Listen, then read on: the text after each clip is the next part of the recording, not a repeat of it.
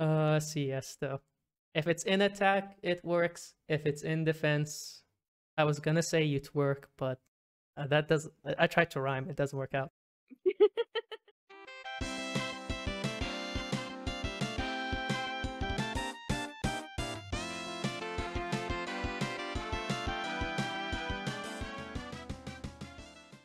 I guess we just start.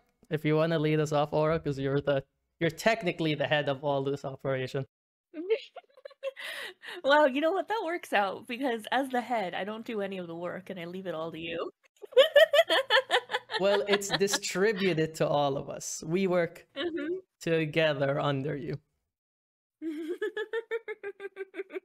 My name's Aura. I'm the person who subs the anime and translates it. And I sometimes take Merlin's job of timing if the episode is particularly hype. Like the one from this week. Oh yeah. As for me, I'm Merlin. I'm technically part of the Entame substeam, but all I do is just time it. So I'm like the least amount of effort, but it's like the boring effort that no one wants to do. So I guess I'm important. It's like the most tedious job. Congratulations. I heckin' love it. And also, like, we're both part of the Witch's Kitchen Discord server. I think the biggest Rush server right now. Like, at least No, I think in terms of like member count, Rush Universe has us beat. That's because they've been around for like 2 years longer than us. Why haven't I heard of them though? I don't know, but they're around. Second biggest then. And I think if this goes through the only Rush podcast, I've been like looking around and I haven't found anybody else trying to do this. Yeah, because no one else is as ill as us about fucking Rush Duel. Yup. You can find 20,000 podcasts on regular Yu-Gi-Oh, TCG, OCG. Now one Rush one. If you somehow clicked on this and you didn't know what this is a Rush podcast. And I think the name will be Rush Magic? Or no, Road Magic. I think that's the one that I worked on. Road Magic, yep. Yep. So that's the name. And what we're gonna do, or try to do every week, is just try to be somewhat comprehensive, somewhat like a community source or resource where we talk about like what's happening in Rush, anime and card side, maybe even a bit of the manga. But it's probably just gonna devolve into whatever me and Aura wanna talk about. So true, bestie. So, anything interesting happened this week in Rush for you, Aura? Well, I would normally say that we have our locals this week, and I also need to open local signups, but we took a break last week, so we don't have any locals data to report on. However, like, the pie chart that I made for our last locals, which was 2 weeks ago, to celebrate the release of KP14, still has some good data. Yep. And we can definitely go over it later. But general trends are showing that it's mostly about what we expect. Although it's a little different because this was like a double elim tournament with higher participation. And a lot of the other results, mainly from Voltan and Spreadsheet, are more skewed around Japanese tournaments. Yeah, Japanese tournaments are like there's like a double whammy, right? It's either a best of one, which is Yep. I mean, you know, it can be a good metric just to figure out how a deck works, but it's either best of one or the tourney was best of 3, but it had like 4 people. Yep. Yep. With Rush in general, with like Rush tournaments and Rush locals data from Japan, I always take it with a grain of salt. There's also the fact that like Gaia is like one of the more played decks right now, but you do not see it in any capacity over here because no one likes Gaia. Yep. But over in Japan, they love Gaia. Yep. So you see more representation for Gaia, even though the deck is really not all that great. While I was doing research, I was just shocked at the amount of Gaia lists that I've seen. They just love a guy on a horse, and then eventually a dragon. I mean, Japan just really loves like old school normals. They're just really in love with old school normals for whatever reason. They're gonna love the structure and Mega Road back to them. Oh yeah. But on that topic, we've actually gotten some more actual reveals on the Blue Eye structure deck. For the most part, it was just like a series of reprints we already knew about. But we got some new cards. I think like one. We got one new card. One new card. It's Node of Legend. All it does is support the field spell they got and the Legend Egg that we got from Legend Pack. Yeah, just to make sure, Node of Legend is a level 4 Earth Dragon that has 1300 attack and 0 defense, and its effect reads requirements. During the turn this card was normal summoned. Effect, send the top card of your deck to the grave. Then you can add one Origin Stone of Legend or Sanctum of Legend from your graveyard to your hand. Yep. And then the Sanctum, it gives all 8 or higher dragons 500 attack, extra attack, and then it gives protection for legend normal dragons. So Yes. in the Blue Eyes Field deck, spell. it's just gonna be Blue Eyes, and then the Origin Stone or the egg, because you know it's a Blue Eyes egg. We all know what the eggs are in Yu-Gi-Oh. The eggs just excavate 4 and try and find a dragon type, a legend normal. So after all the wait for a new card from the structure deck, 1 out of 5, was it worth the wait? No. I'll tell you right now, this doesn't even score a point on the scale. I think, okay. No, I'll give it 1 point. I think it being able to retrieve Origin Stone for you so that you can try and dig for Blue Eyes faster is a pretty nice, like, thing. It's a pretty nice effect. I know what they're trying to go for, and on top of that, it's on a level 4 body, which means that this and Origin Stone can be used as sacrifices for the summon of a Blue Eyes. We're not even gonna talk about it adding the field spell back to your hand because the field spell sucks and no one runs it.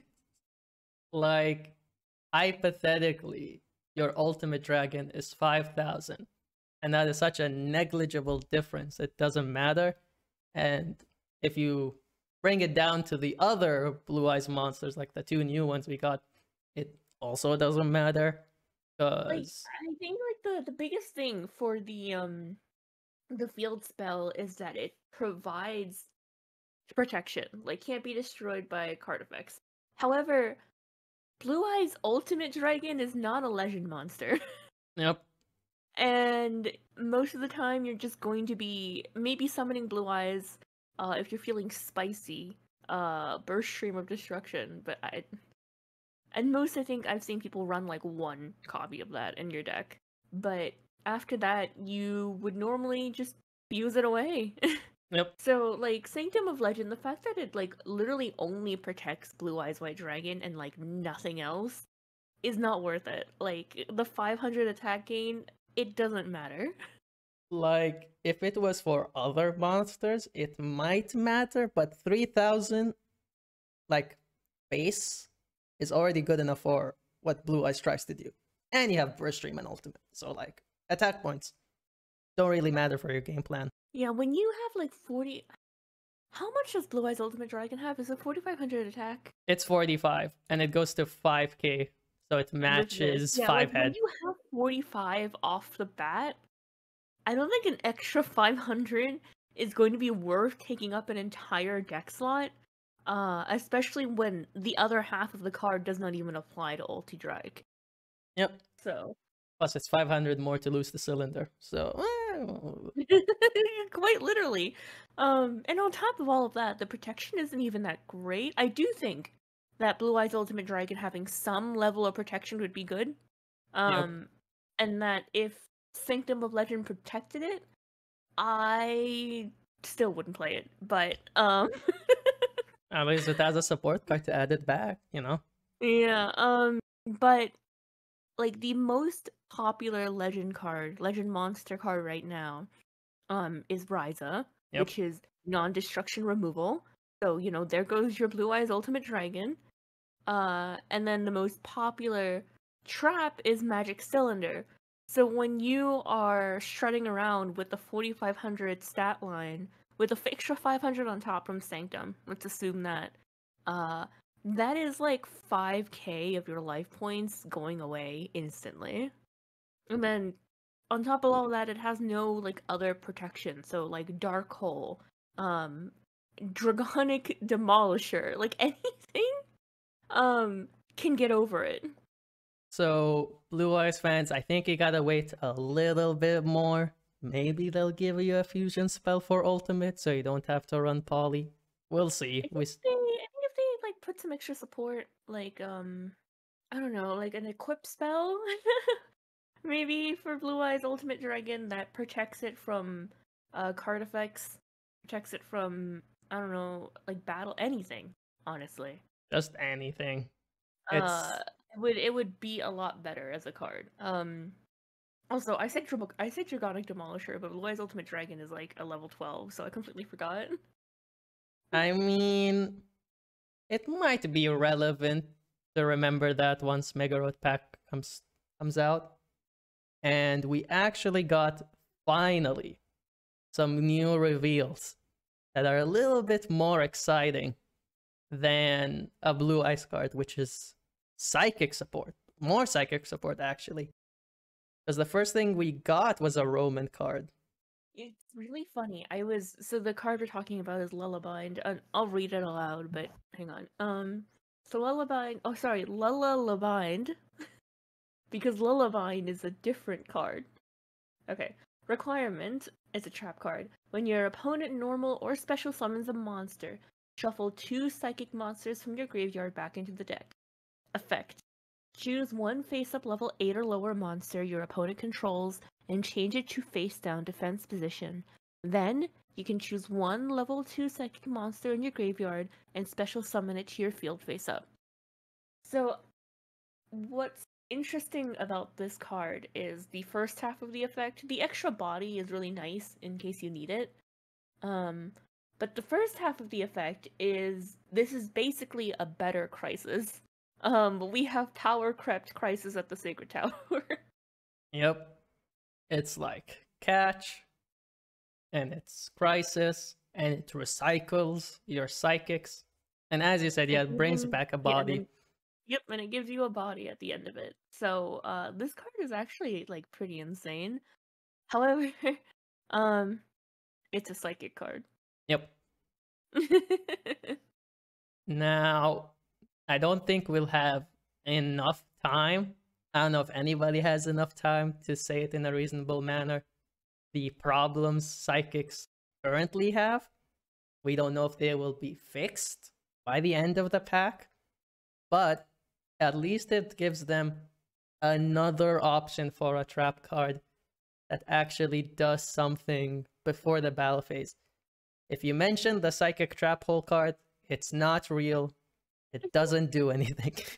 They do have another good trap card, and that's Cross Target. It was good even back when it first came out. I think it was only held back by the fact that it was for psychics. Yep. But the fact that it is non-destruction removal is amazing, and it negates the attack too, if I remember correctly. Yeah, it technically negates by bouncing the monster to the hand. So yeah. Oh, okay, yeah. But no, like Cross Target is still pretty good, like very good.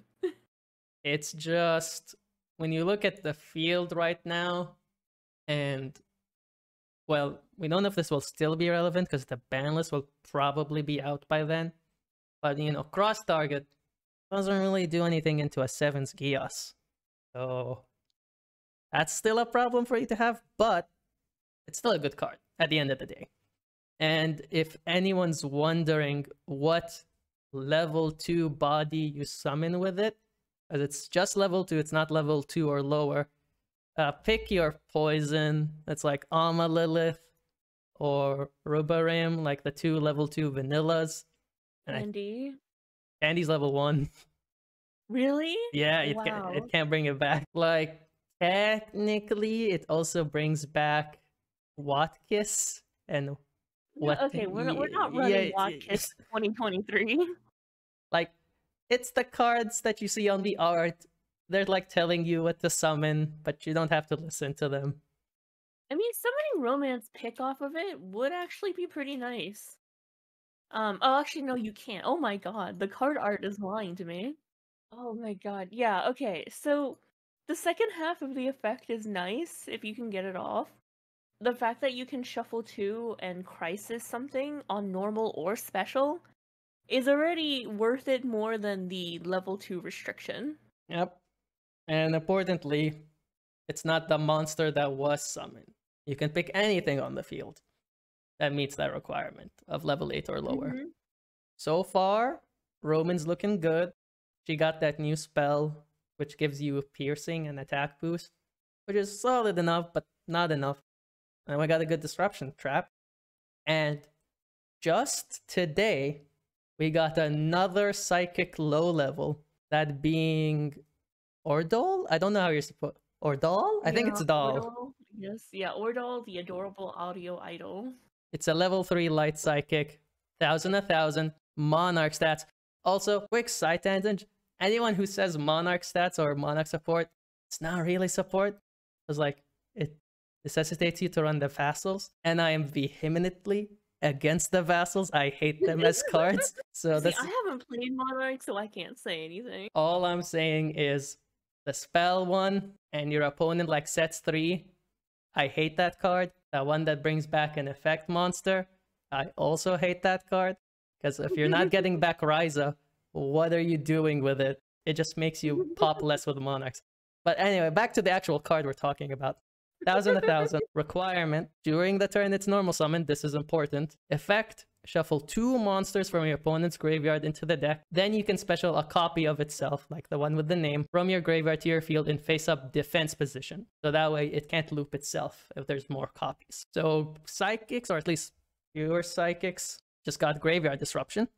It's only 2, and it technically is like tribute fodder, but you need another copy of it in the grave already. So like, it's a good card. It's basically Perish Room if it was better. Yeah, it's Perish Room if it was better, which says a lot about the state of Dark Galaxy low levels. My god. It's just unfortunate that most of the Dark Galaxy low levels came out near the beginning of Go Rush. And everything in the beginning of Go Rush era is very, very overtuned. Well, overtuned, undertuned, like that sort of thing. Not overtuned as in good. Overtuned as in overbalanced. Yeah, sorry. Yeah, overtuned as in overbalanced. Yeah.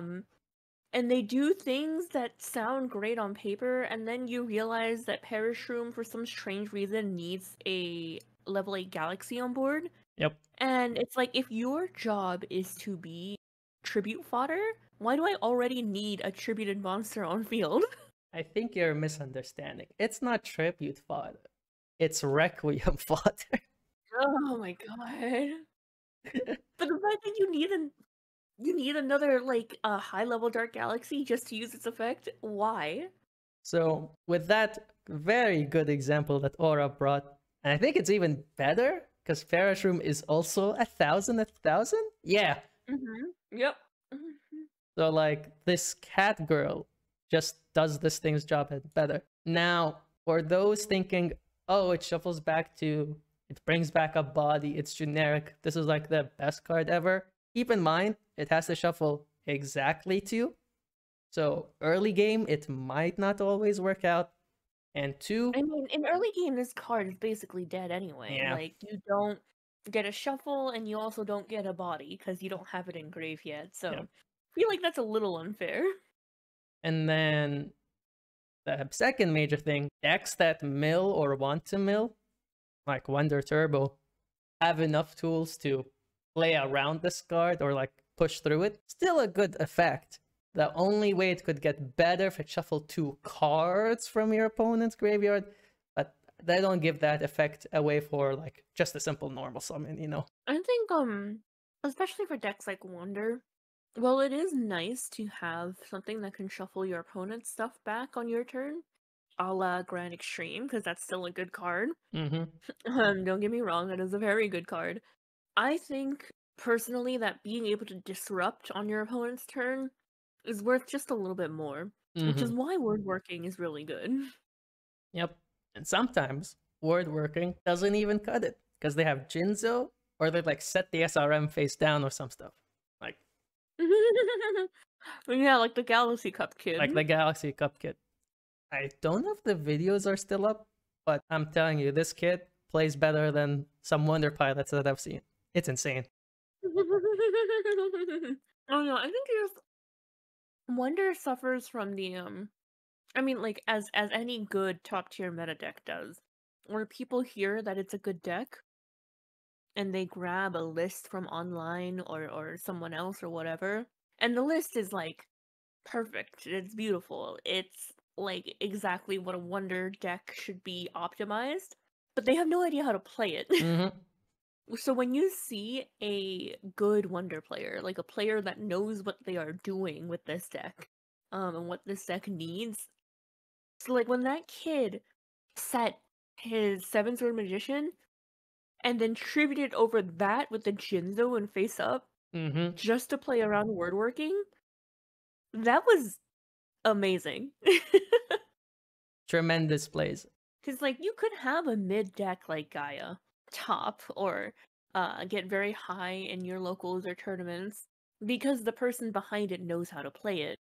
And similarly, you can have the best deck ever, Wonder Fusion, completely not even touch the top or get anywhere near it because the person who's playing the deck has no idea how this deck actually works. Yep. I mean, we've seen this tale play out a couple of times through Rush and in like Yu-Gi-Oh's overall history. Popular deck has a ton of representation, but it converts poorly because, you know, half of the people playing it, as Aura is saying, maybe aren't the best players or just don't have experience with it. Sorry, that was something in my throat.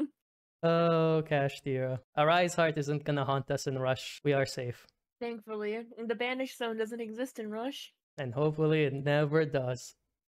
And hopefully this doesn't age poorly. The fact that they ported cards over that normally would ask you to banish, like Dragon Tribe Fusion. I think thankfully Rush is never gonna have banish. All the better for it. Less ruling headaches, the better. Yeah. On something that might cause headaches, at least from what discussion might turn out about it, the latest episode of Go Rush dropped. And what Aura alluded to way earlier back, it was speed subbed and timed. I didn't get to do anything. I just woke up and the episode was done. So to give context, the episode airs here where I live, at 6:30 p.m. and the episode is translated and timed, as in the subs were put onto the episode itself, and proofread, and all of that was done at 1 a.m. the same day. So normally the process is Aura does that stuff on the side. I go and be busy or sleep, and then either Yona checks it or not. I wake up, I see that I need to time. I slave away in my little pooter, and then hey, it's done. But today, like a few other days, which are exceptions, I just woke up and it was done. So, for anybody who hasn't watched it, which, depending on the audience of this podcast, you probably already have watched it, we're gonna start spoiling some shit. Pikachu Udius. I've heard... No. Not Pikachu Udius. Pikachu Udius. I know I'm having a hard time saying it. I have heard people calling him by like the name of the project. Artios, yeah. Yeah. Yeah, there's some speculation that his name is Cartios. It could be. I don't think it is. I think it will most definitely be a U name. That's my feeling on Pikachu. So, just for the quickest, speedest plot summary, Rovian and Yuna dueled. They had a good time. Darkness happened. Zuijo and Yuhi left the arena, went to the relic. Funny sword moment. Relic opens up like a Kinder egg, and then a twin came out of it. And that's Pikachu Diaz. Yeah, it's like what are they called in Gen 5 when you go into like the little like forested areas, the groves, the secret groves? Yeah. Yeah, in the middle of the secret grove, after tearing apart the relic, we found a Pikachu twink. Mm-hmm. It's not even a shiny Udius. It's just a whole new thing. I've seen some people call Pikachu shiny Udius, which is also really funny. Mm-hmm. And if you're wondering, oh, do we know anything about them? Is there any motivation, characterization? Nada. Not a single thing. We just know he exists. And we have some stills of him from like the next episode's preview. But everything we're gonna be talking about regarding him is pure speculation. Mm-hmm. So like the current facts that we know about him is that he came from the relic. He looks a lot like Udius, and that's it. That is legitimately all we know. We don't know his name. Mm-hmm. We don't know his affiliation. Like, I mean, like it can be implied that he's working with the creator. It can be implied that he's part of that whole like secretive plot. But that's not confirmed. Yep. And we don't know his personality. We don't know his voice actor. I have a feeling it's just going to be Udius's voice actor. Mm-hmm. I guess we'll see. We don't know if he's a counterpart or a clone or a twin or what have you. The only two things we know for a fact on him is that he came from the relic and that he looks a lot like Udius. So anything you hear, everyone is talking out of their ass. But you can trust us. We are scientists with a good background and educated guesses.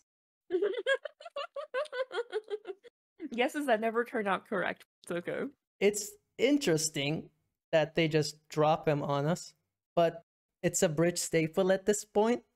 At least they gave it to us now and not in the last 2 episodes of the arc.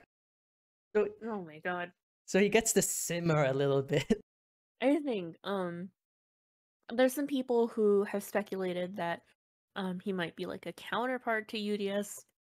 Or like a Udius variant, you know, a la Arc 5. Mm-hmm.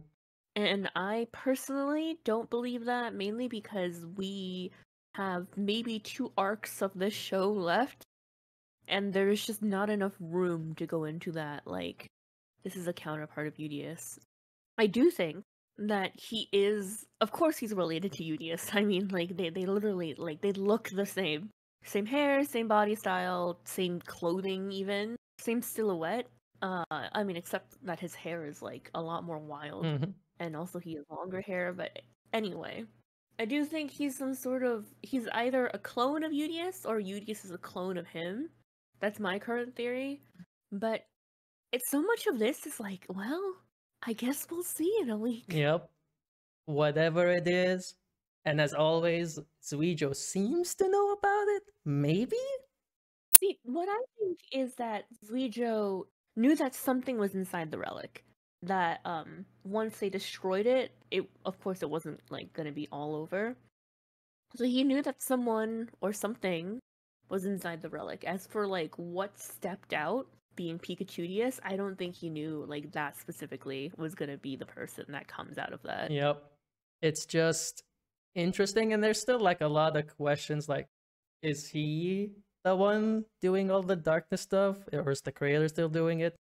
Was Pikachu the one that talked to Phaser and manipulated him?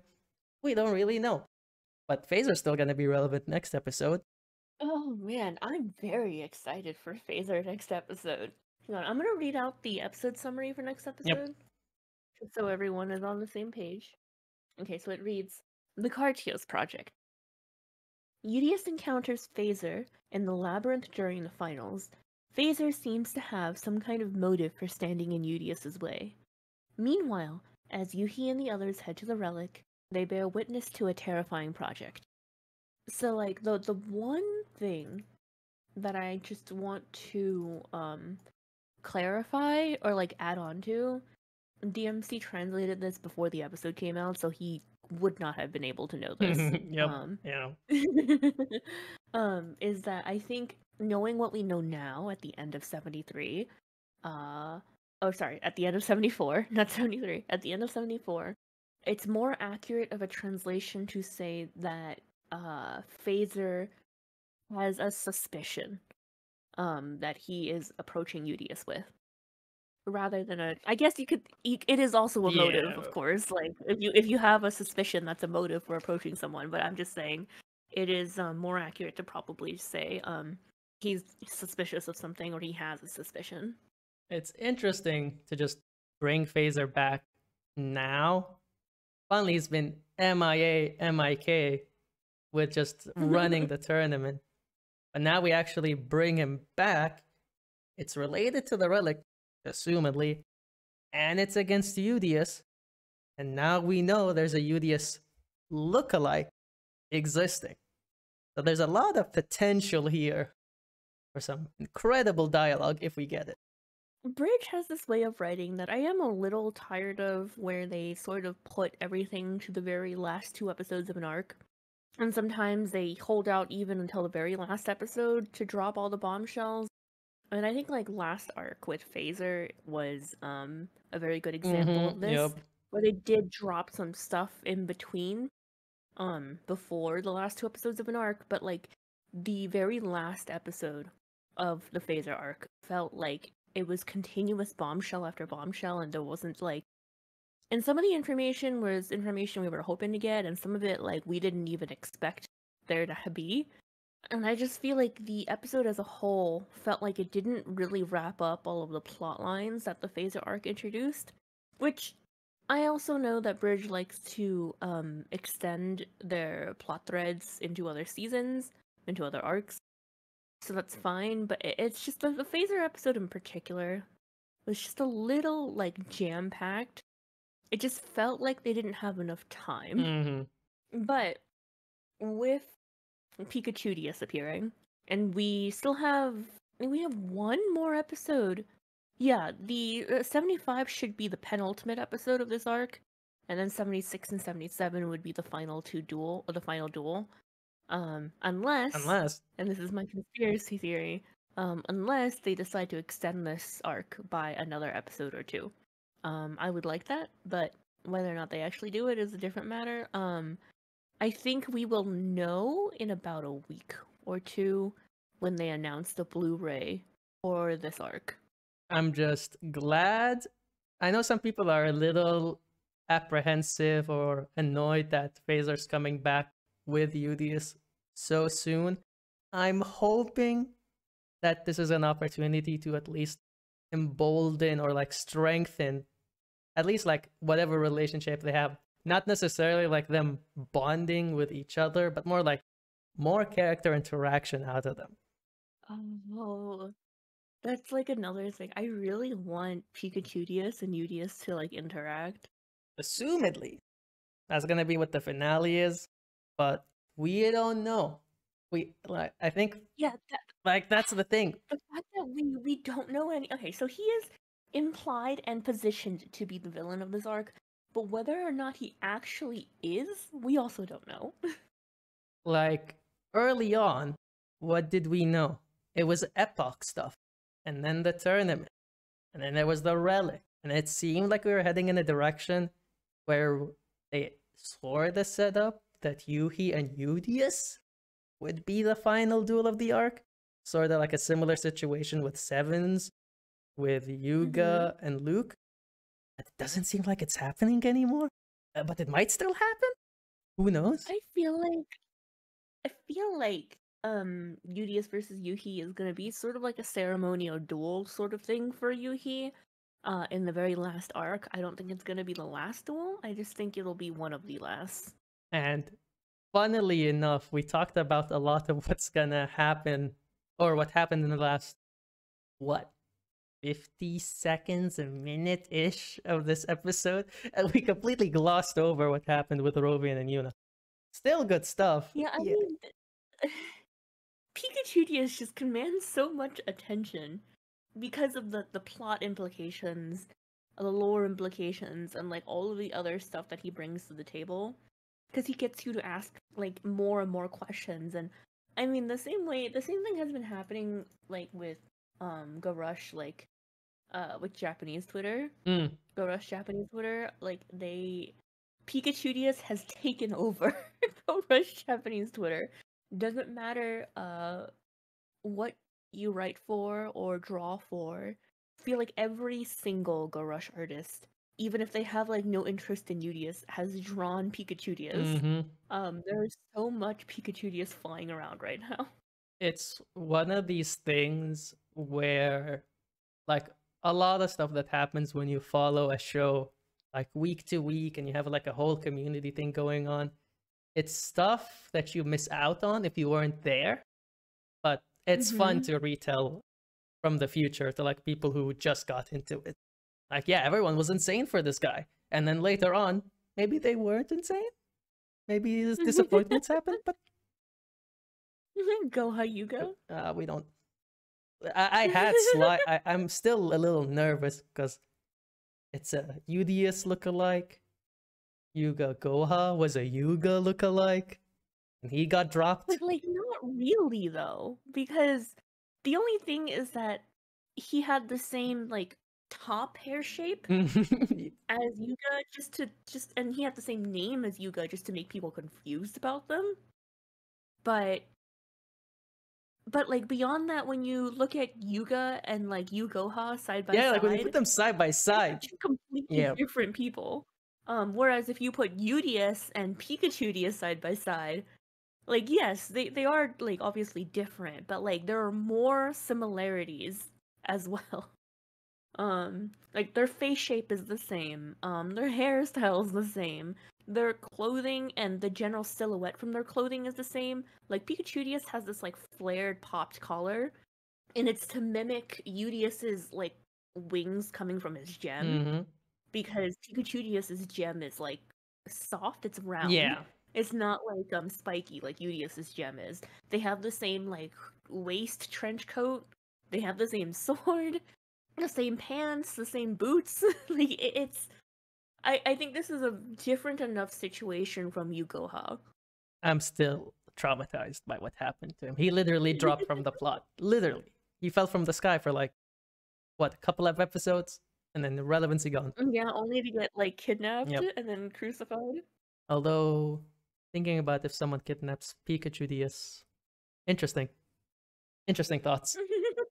But just to close things out away from Go Rush and back to the Rush Duel, just to let people be a little up to speed of what's going on in Rush right now. Thanks to, again, Volt's spreadsheet, we have a general idea of what's stopping, mostly on the Japanese side, and as we said earlier, take it with a grain of salt, because the results are skewed a bit, but the top 3 decks, in order with the most tops, Wonder, which is expected, Harpy, also expected, and a surprise new contender that I don't think anyone predicted, like going into KP14, Light Reptile. Light Reptile. I thought that Light Reptile would be sort of like a tier 2 deck. Because tier 1 is Wonder and Harpy. Because I felt like Light Reptile didn't have enough tools and required a little bit more setup for it to get going. I think thanks to Secret Investigator Mistake and Miscast, the deck is a lot more consistent than other decks in the format. And consistency is key. Consistency is king. And you could make the argument that, oh, it's a little bit of recency bias. And there is some recency Yeah. bias showing in some of the tops. But some of these results and some of these tournament wins are in sizable tournaments. Some in like 11 players, maybe even 18 players. I think I've seen a count like that. I need to double check that. So it's still doing numbers against a lot of players. Yeah, and like let's even add our previous locals to this mix. We had 33 people in our tournament, double elimination, and Reptiles came in third. Piloted by someone that I'm very familiar with, who's been doing a lot of work on reptiles and had their list copied a bunch of times. If only the name could come to mind. Yeah, I have no Yeah. idea who went third with Reptiles. Who could it possibly be? Not me. No, but yeah, I have been doing a lot of labbing with Reptiles. I got my big spreadsheet on what is mathematically the best ratio of reptile to non-reptile to make sure miscast and mistake hit. Like making sure this deck achieves the same level of consistency that it should be able to with so many consistency tools. And for the most part, I think I've been pretty successful. My losses in the locals were I couldn't find my level 7s when I was playing against Harpies. Like they were just all at the bottom of my deck, I guess. So that was unfortunate. And against Vault, he opened Monster Reborn both games. And he also found a lot of his other legends both games. So that was just something that I was just blown away by, so I couldn't do anything against that. Overall though, in terms of like the deck's performance, pretty good. And a familiar face from what I've seen in all the lists makes a return. Sort of infamous in the Rush community. He's a bit of a zombie. He keeps coming back, even though you want him dead. It's your boy Lurker, and Japanese players are playing him in Reptiles, as expected. Because like he fits in the deck so well. As expected. Yeah. My initial lab with Reptiles did not include Lurker, but once you play this deck more, and you realize that Lurker does like 3 things at once for you for this deck. It's a very good card. And I hate the fact that I have to say this because I don't like Lurker. I don't like having to run him either, but he's a good card. The quality at which he aged, which is something that can be said about a lot of the early Rush cards. Not all of them. You can clearly like tell which ones will age better than others, but Lurker's just one of those cards that improves over time and might still be really good for maybe another year or two, depending on how Rush... I mean, provided they don't hit him. Yeah. Although even if they do, let's say they limit or semi-limit him, he would still be good because people only run him at 1 or 2 anyway. No one's running him at 3. Unless you're playing zombie aggro, which, good luck with that. Or I guess like the Lurker loop decks. Yeah. We all know Konami hates loop decks, so maybe. Keep an eye out for the ban list. If you have any random loop card you think might get hit, it will get hit. Dragon Roll. Dragon Roll got shot for it, and all they did was just shuffle themselves back. Dragon Roll did nothing wrong. Free him. They hit Potter, which was like the main reason why loop decks worked. Yep. So I feel like now that they've hit Potter, they can put Dragon Roll back to 3, please. And other things that are, again, if you've played KP14 Meta, even like in pre-release when we were all just testing the cards, Legend Strike is like everywhere. If you can run it, yeah. you should run it. Not to say that every deck does run it. Like some Sea Serp variants don't run it. Some Harpy variants don't run it. But Wonder doesn't run it. Wonder doesn't run it.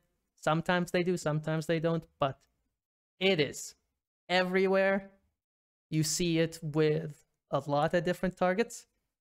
The most surprising one that I've seen, looking at lists from this week, just vanillas. Vanillas are back, at least with Legend Strike. Vanilla legend monsters, Yeah, right? vanilla legend monsters, not Yeah. like vanilla monsters. Yeah, I was about to be like, don't know about that one, Chief. No, with Legend Strike, vanilla legends are very much worth running now. Like, in my reptile build, I run Alien Shock Trooper, as my legend card over like anything else like Ryza, Vanity's Fiend, or Mirage Dragon. Because I feel like the consistency and like you can push for aggro a lot more on, especially in game one Mm-hmm. with Alien Shock Trooper, than and because it's also a target of Legend Strike. So it's just a good card all around. Like, it gives you an extra target for Legend Strike. It gives you an extra body if you find him off of Legend Magician, which I have many times. And because he's 1900, he can very easily push for aggro.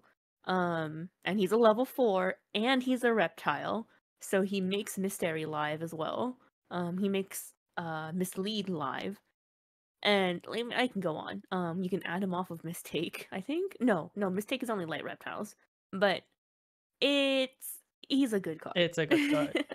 And However, I think like in game 2, game 3, I usually side him out because like in game 1 you can overrun with aggro pretty easily. But in game 2, where your opponent might possibly side against your deck a lot better, he's not worth it anymore. other notable interactions, because they're the legend normals, they pop back row when you summon a legend strike. And 2, and this is a neat segue into the other card we're going to talk about, it doesn't trigger execute you riding, which Oh, yes. it isn't like too popular. I've seen like, again, might be a recency bias, people just using the card to try it out, but execute you riding has seen play, and like many of us have expected, you summon everyone's favorite card right now in Rush, Barrier Statue of the Infernos. Oh, yeah. You tribute over the barrier statue, you do the rest of your turn, and then you legend strike at the end to put it in face-up defense. Mm-hmm. What is the counterplay you say to Barrier Statue in defense? Oh, Rise Up, Suborg it, Dark Hole it. If you're asking, wow, that's a lot of legend monsters or legend spells after one. Yeah, I'm sorry, that's like kind of what you have to do. Some are Hey, there's a very easy solution. That doesn't require you to run a legend card, and it's called Siesta Torero. Siesta. If it's in attack, it works. If it's in defense, I was gonna say you'd work, but that does. I tried to rhyme. It doesn't work out. No, if you are a deck that cares about special summoning, Siesta Torero is probably a very good card to run in this format, thanks to Legend Strike and Barrier Statue. And possibly Vanity's Fiend if you have to contend with that as well. I ran it in my reptile build. However, that's because I was a little afraid of not being locked out of special summoning. But as it turns out, I don't really have to worry that much. If I can't special summon off of Miss Terry, it's not the end of the world. It's not like I run her at 3 anyway. So he ended up being a very useful card, but not for the reason that I put him in there. Light reptiles mill a whole bunch, and he's really good for just shuffling back all your generics. Yep. And if you feel like you don't want to run Torero or specifically the floodgates, you can run a Strom. A Strom also works out great for most of these interactions. But he's a tribute, True. so keep that in mind. Yeah, at least with my list, I feel like if a different list will can probably slot a Strom in very easily, but with my list, if I put a Strom in, I'm probably going to brick. Yep. It just happens. Sometimes that's just how it be on this bitch of an earth. And as we close out, we got a lot of stuff to look forward to other than just reveals. Duel Links and Rush, or Rush and Duel Links Oh my god. in a couple of weeks. And Just 3 weeks away. before we wrap up, I was thinking this thing actually works out, like we keep making episodes. We can try to involve you, the listener, on your phone right now. I know what you're doing on your phone. We can try to involve the community, because even in our server, we have a lot of people who I've seen have a lot of creative energy. and like to share what they made about Rush. So I feel like we can try and highlight some of it here. And like we can talk about your deck list. We can talk about I don't know, something else you've made, meme reviews. Oh Everything. no. You know what? I like that idea a lot. So we'll either make like a Google form or something like that. So maybe I can just like suffer from it. Here's what we're gonna do. You make Rush memes and send them to me, and I will make a curated list and have Aura live react to them. And Aura will be blind to Oh them. boy. Oh boy. I'll probably only like pick 5, 10, and any that aren't selected, I'll just like post them later after that episode is published. So if you want to make Aura laugh and make me suffer, or make both of us suffer, send your memes. Rush memes specifically. I don't want any Master Duel memes. I don't want any Yu-Gi-Oh memes with like Yugi's hair or whatever, or Exodia. Rush original. Yeah, I'm up for that. I think there'll be some there will be some questionable content, but I'm up for it. And be nice to me. I'll have to like go through these in my mornings, and I don't need to like drink my coffee and like be disgusted. Please and thank you. No, I think it's okay if you make Merlin suffer. I thought that was your job. Yeah, and they're helping me do my job for me. I feel so loved and appreciated. Mm-hmm. I'm like the best boss ever. Join the server. We all have a great time, especially us who are. I feel like the word employed is a little disingenuous because like employed implies there's benefits and pay. And What are the benefits I give you not enough, Merlin? so like if I say things here, I may not be able to say things forever. So I will keep to myself and be content with my position. Of course, of course. How is this turning into like a horror thing at the end of the podcast? This is a hostage situation. This is a hostage situation. Send help through the memes. I think that's an episode. Thank you all for listening, if you in fact do listen. Anything you want to say, Aura, before we wrap it up? No, not really. I think this is a pretty nice for a beginning episode. Trying to keep it under an hour-ish. And have a good rest of your week, y'all. We all need a good week every now and then. Oh, yes we do. Later. Bye.